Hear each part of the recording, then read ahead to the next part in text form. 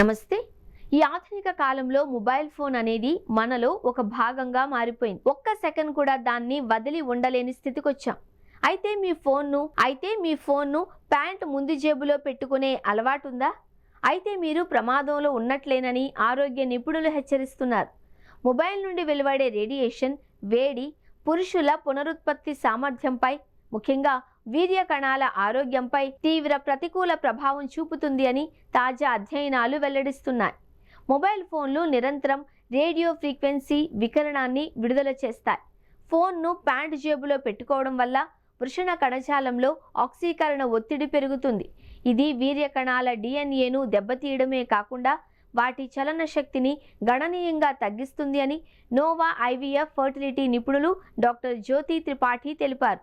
వేడికి గురి కావడం, ఆరోగ్యకరమైన వీర్య కణాల ఉత్పత్తికి వృషణాలు శరీర ఉష్ణోగ్రత కంటే 2 నుండి 3 డిగ్రీల తక్కువ ఉష్ణోగ్రత ఉండాలి.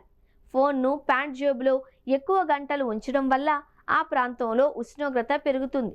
ఈ స్వల్ప మార్పు కూడా శుక్ర కణాల సాంద్రతను తగ్గించి వంధత్వానికి దారితీసే అవకాశం ఉంది అని నిపుణులు హెచ్చరిస్తున్నారు.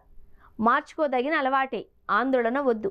సంతానలేమికి కేవలం ఫోన్ ఒక్కటే కారణం కాదు అని, ధూమపానం, మద్యపానం, ఒత్తిడి మరియు సరైన ఆహారం తీసుకోకపోవడం వంటి అంశాలు కూడా తోడవుతాయని డాక్టర్ మధు పాటిల్ తెలిపారు. అయితే ఫోన్ జేబులో పెట్టుకోవడం అనేది మనం సులభంగా మార్చుకోగల అలవాటు. శరీరం ప్రతి 3 నెలలకు ఒకసారి వీర్య కణాల నిల్వను పునరుద్ధరించుకుంటుంది. కాబట్టి అలవాట్లను మార్చుకోవడం ద్వారా ఈ నష్టాన్ని త్వరలోనే అధిగమించవచ్చు అని ఆమె ఆశాభావం వ్యక్తం చేశారు. నిపుణులు సూచిస్తున్న జాగ్రత్తలు: ఫోన్ను ప్యాంట్ జేబులో కాకుండా జాకెట్ జేబులో లేదా బ్యాగ్లో ఉంచుకోండి. కాల్స్ మాట్లాడేటప్పుడు వీలైనంత వరకు హ్యాండ్స్ ఫ్రీ లేదా ఇయర్ ఫోన్స్ వాడండి. అనవసరంగా ఎక్కువసేపు మొబైల్ వాడడం తగ్గించండి. సరైన వ్యాయామం, పోషకాహారం తీసుకోవడం ద్వారా సంతానోత్పత్తి సామర్థ్యాన్ని మెరుగుపరుచుకోవచ్చు.